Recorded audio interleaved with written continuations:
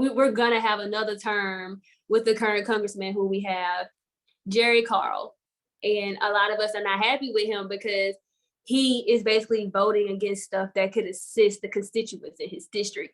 And if we could have that second majority minority, preferably Black district, we could possibly elect someone who would support legislation that could help the working citizens during this pandemic. So the people feel as if, okay, we're stuck with him, but I'm also letting people know, hey, we're not necessarily stuck with him. You know, there's still more court proceedings to follow. I don't really care what party you're a part of.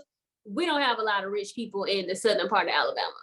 We need that assistance, especially some of these rural counties in our congressional districts, such as Washington County and Monroe County, Escambia County. We need the support, and for you to vote against it when you have people, you know, Alabama is one of the states with the lowest minimum wage. Minimum wage is still $7.25. They're the ones who are affected, just working families in general. We want to be able to elect someone who cares about us and not just wanting to go along party lines, because you are elected by the people to serve us, not to, you know, click up with the gang of the Republicans, basically. But, you know, throwing parties to the side, you know, you're elected by the people for the people. So how about you support legislation that helps us?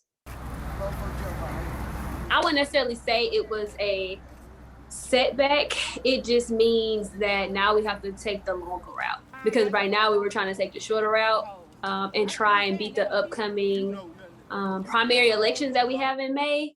And now, as we found out, the current maps will stay in place and go forth for the 2022 elections, which means, honestly, to me, it means that the Black vote will continue to be diluted until we have the final hearing from the Supreme Court, hopefully later this year.